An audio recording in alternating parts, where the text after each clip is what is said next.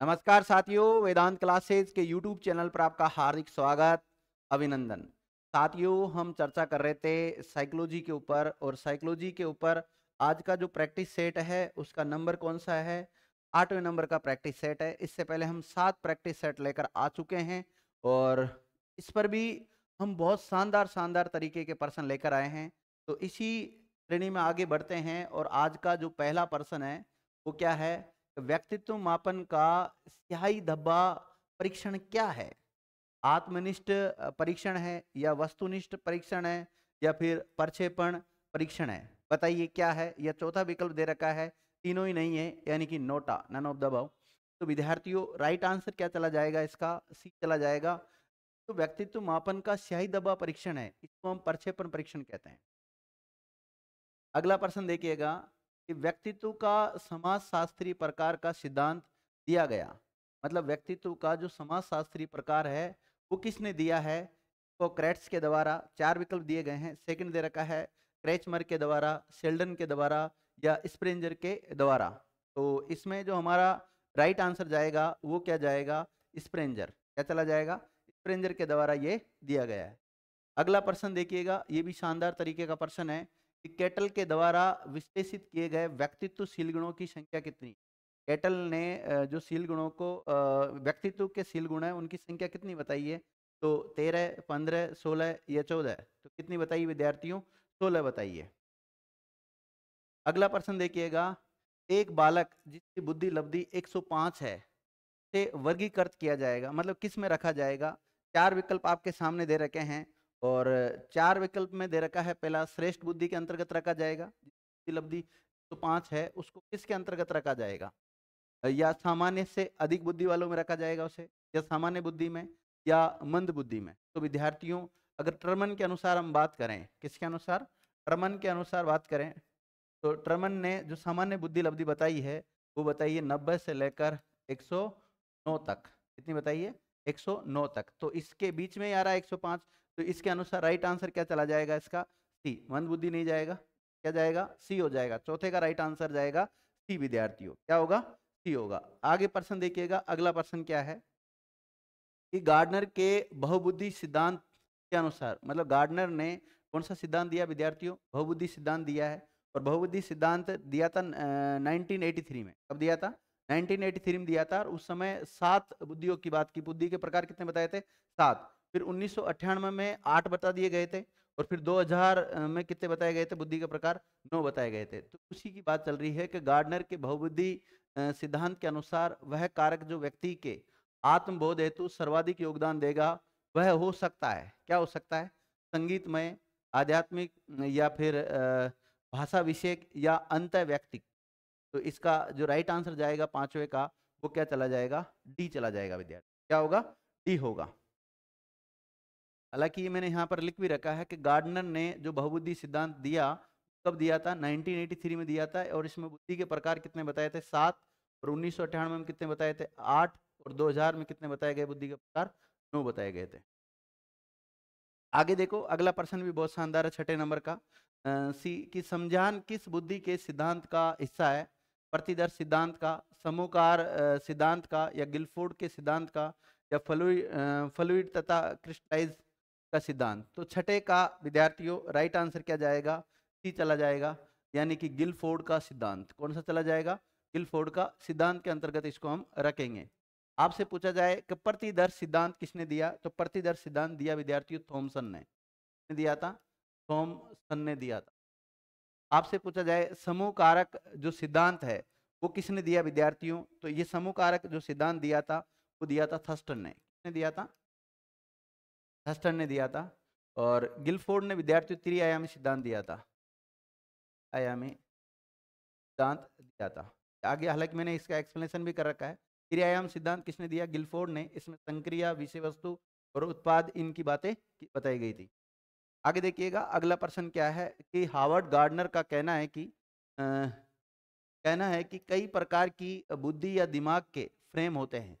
मतलब Howard gardener का कहना यह है कि कई प्रकार की बुद्धि या दिमाग के फ्रेम होते हैं के द्वारा सुझाई गई बुद्धि की श्रेणी कौन सी है? विश्लेषणात्मक बुद्धि है या रचनात्मक बुद्धि है या प्रकृतिवादी है या व्यवहारवादी है विद्यार्थियों। तो यहाँ पर 4 विकल्प दे रखे हैं कि हार्वर्ड गार्डनर के अनुसार इसको हम किसके अंतर्गत रखेंगे, विश्लेषणात्मक, रचनात्मक या प्रकृतिवादी कौशल या व्यवहारिक बुद्धि। तो इसको प्रकृति के अंतर्गत रखेंगे विद्यार्थियों। किसके अंतर्गत रखेंगे, प्रकृतिवादी कौशल के अंतर्गत रखेंगे। इस प्रकृतिवादी कौशल के अंतर्गत कौन कौन आते हैं, जैसे किसान आ जाते हैं विद्यार्थियों, जीव वैज्ञानिक आ जाते हैं, कौन से जीव वैज्ञानिक आ जाते हैं, वनस्पति वैज्ञानिक इसके अंतर्गत ही आते हैं, ध्यान रखना। अगला जो पर्सन है वो भी शानदार तरीके का पर्सन है, लेकिन उससे पहले मैं बता देता हूँ, वेदांत क्लासेस अजमेर के नाम से एक एप्लीकेशन हमने बना रखा है। उस पर काफ़ी सारा कंटेंट, आपको फ्री कंटेंट मिलेगा, कुछ टेस्ट फ्री मिलेंगे आपको। अगर उनका आप फ़ायदा उठाना चाहते हो तो आप हमारे ऐप पे जाकर जल्दी से जाइए, गूगल प्ले पे जाओ आप और इस पे जाके वेदांत क्लासेस अजमेर सर्च कीजिए और इस ऐप को डाउनलोड कर लीजिए और यहाँ पर जो भी स्टडी मटेरियल है उसका आप निःशुल्क फ़ायदा उठा सकते हैं विद्यार्थियों। अगला प्रश्न को देखते हैं कि अगला प्रश्न क्या है। किस अभिक्षमता को एएसटी के नाम से जाना जाता है विद्यार्थियों। एएसटी के नाम से किसे जाना जाता है, विभेदक अभिक्षमता को, सामान्य अभिक्षमता को या अभिक्षमता सर्वेक्षण परीक्षण को और व्यावसायिक अभिक्षमता को। तो 8वें का जो राइट आंसर जाने वाला है विद्यार्थियों वो क्या जाएगा, सी चला जाएगा। इसको विद्यार्थियों हम एप्टीट्यूड क्या बोलते हैं, एप्टीट्यूड सर्वे टेस्ट भी बोल सकते हैं। इसको इंग्लिश में क्या बोलते हैं, एप्टीट्यूड सर्वे टेस्ट, जब तो एएसटी नाम दिया गया है इसको। अगला प्रश्न देखिएगा कि अनुसंधान से पता चला है कि विद्यालयों में अनेक स्तरों पर विभेदीकरण पाया जाता है, कुछ प्राथमिक स्तर पर उनमें से कौन सा विभेदीकरण का उदाहरण नहीं है, मतलब कौन सा उदाहरण नहीं है। इस प्रश्न को ढंग से पढ़िएगा। 4 विकल्प आपके सामने दे रखे हैं। प्रश्न बड़ा है लेकिन इसको सरल हल करना बहुत सरल है।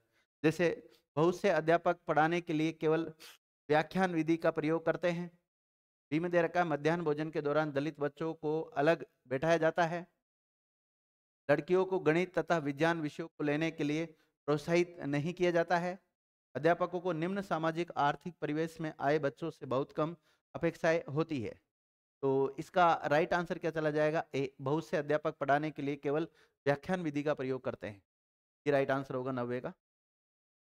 अगला प्रश्न देखिएगा, भारत में अधिकांश कक्षाएं बहुभाषा होती है, इसे शिक्षक के द्वारा डैश डैश कर रखा है के रूप में देखा जाना चाहिए। किसके रूप में देखा जाना चाहिए, परेशानी के रूप में, समस्या के रूप में, संसाधन के रूप में या बाधा के रूप में। प्रश्न को ढंग से पढ़िएगा। प्रश्न क्या है कि भारत में अधिकांश कक्षाएं बहुभाषी होती है, इसे शिक्षक के द्वारा परेशानी, समस्या, संसाधन या बाधा के रूप में देखा जाना चाहिए। किसके रूप में देखा जाना चाहिए विद्यार्थी, संसाधन के रूप में देखा जाना चाहिए। तो 10वें का जो राइट आंसर है अपना वो क्या जाएगा, सी चला जाएगा। अगला प्रश्न देखिए विद्यार्थियों, डैश डैश कर रखा है, ने पहली बार भावनात्मक बुद्धि परिभाषित की थी। पहली बार भावनात्मक बुद्धि को परिभाषित किसने किया। 4 विकल्प दे रखे हैं, गार्डनर और स्टनबर्ग, डेनियल गोलमैन या डेना जोहर या पीटर सलोवे और जॉन मेयर। तो पहले का अगर हम बात करें, पहले का राइट आंसर क्या जाएगा, तो डी चला जाएगा। क्या होगा, डी इसका राइट आंसर चला जाएगा। अगला प्रश्न देखिएगा कि संवेगों की प्रकृति के विषय में निम्नलिखित में से कौन सा कथन राइट है। 4 विकल्प दे रखे हैं कि विभिन्न बालकों के लिए संवेगों का अर्थ भिन्न भिन्न होता है। बी में दे रखा है संवेग स्थायी होते हैं। सी में दे रखा है संवेगों की अभिव्यक्ति को अधिगम के द्वारा परिवर्तित किया जा सकता है या संवेगों को नियंत्रित नहीं किया जा सकता है। तो 12वें का राइट आंसर क्या चला जाएगा, सी चला जाएगा। संवेगों की अभिव्यक्ति को अधिगम के द्वारा परिवर्तित किया जा सकता है, ये इसका राइट आंसर होगा विद्यार्थियों 12वें नंबर का क्वेश्चन का। अगला प्रश्न देखिएगा। अगला प्रश्न क्या है, 5 वर्ष का निकुंज अपनी खिड़की के बाहर तूफान को देखता है, बिजली चमकती है और कड़कने की आवाज आती है। निकुंज शोर सुनकर उछलता है, बार बार ये घटना होती है, फिर कुछ देर शांति के पश्चात बिजली कड़कती है। निकुंज बिजली की गर्जना सुनकर उछलता है। निकुंज का उछलना सीखने के किस सिद्धांत के अंतर्गत आता है विद्यार्थी, शास्त्रीय अनुबंधन सिद्धांत या क्रिया प्रसूत अनुबंधन सिद्धांत या पर्यटन एवं भूल सिद्धांत, किसके अंतर्गत आएगा, ये शास्त्रीय अनुबंधन सिद्धांत के अंतर्गत आएगा विद्यार्थियों। तो 13वें नंबर का जो प्रश्न है इसका राइट आंसर क्या जाएगा, ए चला जाएगा शास्त्रीय अनुबंधन, बहुत इंपॉर्टेंट है, ध्यान रखना। शास्त्रीय अनुबंधन सिद्धांत में जो मुख्य शब्द है वो है पुनरावृत्ति। कौन सा है?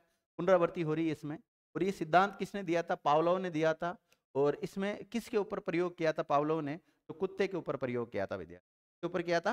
कुत्ते के ऊपर प्रयोग किया था। अगला प्रश्न देखिए, ये भी बहुत शानदार तरीके का प्रश्न है कि बच्चे फिल्मों में दिखाए गए हिंसात्मक व्यवहार को सीख सकते हैं। ये निष्कर्ष निम्नलिखित में से किस मनोवैज्ञानिक के द्वारा दिए गए कार्य पर आधारित हो सकता है?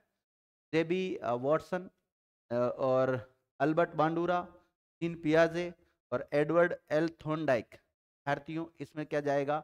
अल्बर्ट बांडूरा चल जाएगा। 14वें का जो राइट आंसर है विद्यार्थियों वो क्या है? बी। नहीं विद्यार्थी, अल्बर्ट बांडूरा ठीक है, राइट है। तो अल्बर्ट बांडूरा इसका राइट आंसर चला जाएगा। देखिए इसका थोड़ा सा मैंने एक्सप्लेनेशन भी कर रखा है कि अल्बर्ट बांडूरा ने सिद्धांत कौन सा दिया था? सामाजिक अधिगम सिद्धांत दिया। इसमें अनुकरणात्मक सिद्धांत भी कहते हैं, निरीक्षण युक्त सिद्धांत भी कहते हैं। इसमें जो मुख्य शब्द है वो कौन सा? अनुकरण, कॉपी। अगला प्रश्न देखिएगा कि निम्नलिखित में से कौन सा सिद्धांत, निम्नलिखित में से कौन सा सिद्धांत अधिगम के व्यवहारवादी सिद्धांतों में सम्मिलित नहीं है? निम्नलिखित में से कौन सा सिद्धांत अधिगम के व्यवहारवादी सिद्धांतों में शामिल नहीं है? त्रुटि और प्रयास का सिद्धांत, शास्त्रीय अनुबंधन का सिद्धांत, क्षेत्र सिद्धांत या क्रिया प्रसूत अनुबंधन का सिद्धांत। तो निम्नलिखित में से कौन सा सिद्धांत अधिगम के व्यवहारवाद? देखो अधिगम को हम दो भागों में बांट के पढ़ते हैं, एक तो व्यवहारवादी सिद्धांत और एक संज्ञानात्मक सिद्धांत। तो व्यवहारवादी में कौन सा शामिल नहीं है? त्रुटि और प्रयास का तो है, शास्त्रीय और अनुबंधन का भी है, और क्रिया प्रसूत अनुबंधन भी है। क्षेत्र सिद्धांत नहीं। कौन सा नहीं है? क्षेत्र सिद्धांत नहीं है। तो 15वें का राइट आंसर चला जाएगा विद्यार्थियों सी। क्या जाएगा? सी जाएगा। अगला प्रश्न देखिएगा। देखिए मैंने बताया था अधिगम सिद्धांत को हम दो भागों में बांट सकते हैं, व्यवहारात्मक सिद्धांत और संज्ञानात्मक सिद्धांत के ऊपर चर्चा कर चुके हैं और डिटेल से भी मैंने आपको अलग से पढ़ाया है। आगे देखिएगा, एजुकेशनल साइकोलॉजी कॉग्निटिव व्यू पुस्तक किस मनोवैज्ञानिक की? अब इस पुस्तक के बारे में क्या समझाया? ये सीधा सीधा फैक्ट होता है, सीधा सीधा फैक्ट आपको याद करना होता है। तो ये किसके कौन से मनोवैज्ञानिक की है? अल्बर्ट बांडूरा की है या डेविड आसुबेल की है या बीएफ स्किनर की है या जीन पियाजे की है? विद्यार्थियों चार विकल्प इसमें दे रखे हैं, तो इसका राइट आंसर क्या चला जाएगा? David Ausubel. कौन सा जाएगा? डेविड आसुबेल राइट आंसर होगा 16वें का। अगला प्रश्न देखिएगा, पिछड़ा बालक वह है जो अपने पाठशाली जीवन के मध्य 10.5 वर्ष की आयु में अपनी आयु के अनुरूप सामान्य कक्षा से नीचे की कक्षा का कार्य भी न कर सके। ये कथन किसका है? मतलब पिछड़ा बालक किसको, किस बालक को कहा गया है कि ऐसा बालक जो अपने पाठशाली जीवन के मध्य 10.5 वर्ष की आयु में अपनी आयु के अनुरूप सामान्य कक्षा से नीचे की कक्षा का कार्य भी नहीं कर सकता है, उसको हम क्या कह रहे हैं? पिछड़ा बालक कह रहे हैं। ये कथन किसका है? सीधा सीधा कई बार स्टेटमेंट पूछ लिया जाता है, कथन किसने क्या बोला है, किसने क्या डेफिनेशन दी है, कौन सी पुस्तक लिखी है, वहां से सीधे सीधे कई बार फैक्चुअल पर्सन आते हैं। तो सिरिल बर्ट, टर्मन, टेलर या मोरेंटिस? तो विद्यार्थियों इसका नाम, इसका जो राइट आंसर जाएगा वो क्या जाएगा? टेलर। क्या जाएगा विद्यार्थियों? टेलर राइट आंसर होगा इसका। नहीं नहीं टेलर नहीं होगा विद्यार्थियों, इसका सिरिल बर्ट होगा। क्या होगा? Cyril Burt. 17वें का जो राइट आंसर है वो सिरिल बर्ट है। कौन सा है? सिरिल बर्ट है। अगला प्रश्न देखिएगा,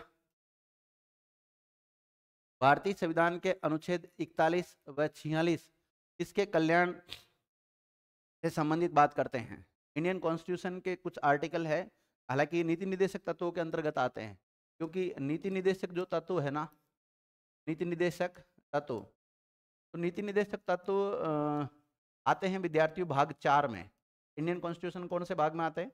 भाग 4 में आते हैं। और इसमें आर्टिकल आ जाते हैं 36 से लेकर 51 तक। कहाँ से आते हैं? 36 से लेकर 51 तक। और इन्हीं के बीच में एक तो आर्टिकल 41 है और एक आर्टिकल 46 है। ये किससे रिलेटेड है? आर्थिक रूप से पिछड़े व्यक्तियों से संबंधित है, विकलांग व्यक्तियों से संबंधित है, धार्मिक रूप से पिछड़े व्यक्तियों से संबंधित है या क्षेत्रीय रूप से पिछड़े व्यक्तियों से संबंधित है। तो ये है विद्यार्थियों विकलांग व्यक्तियों से संबंधित है, विकलांग व्यक्तियों से संबंधित है। तो राइट आंसर इसका क्या चला जाएगा विद्यार्थियों? राइट आंसर जाएगा इसका कौन सा? बी। अगला प्रश्न देखिएगा विद्यार्थियों, मानसिक स्वास्थ्य का अर्थ है वास्तविकता से पर्याप्त सामंजस्य करने की योग्यता। ये कथन किसने दिया है? कुप्पुस्वामी ने, फ्रेंडसन ने, लेडेल ने या एलिस ने? तो राइट आंसर जाएगा इसका लेडेल। ये कथन किसका है? लेडेल का है विद्यार्थियों। अगला प्रश्न देखिएगा कि बालक जो अपने विद्यालय में अच्छा कार्य नहीं करते हैं, प्राय अपने अध्यापकों की आलोचना करते हैं तथा दोषारोपण करते हैं कि समायोजन की ये यांत्रिकी कहलाती है। समायोजन की यांत्रिकी क्या कहलाती है? क्षतिपूर्ति, शोधन, औचित्य स्थापन या प्रक्षेपण? तो क्या कहलाता है ये? प्रक्षेपण कहलाता है। 20वें का राइट आंसर जाएगा डी। क्या जाएगा विद्यार्थियों? डी चला जाएगा। उम्मीद कर रहा हूँ विद्यार्थियों ये जो प्रश्नोत्तरी है आपको पसंद आ रही होगी और आपने यहाँ तक वीडियो देखा उसके लिए बहुत बहुत धन्यवाद। नेक्स्ट प्रश्नोत्तरी के साथ नेक्स्ट क्लास में मिलते हैं। थैंक यू मित्रों।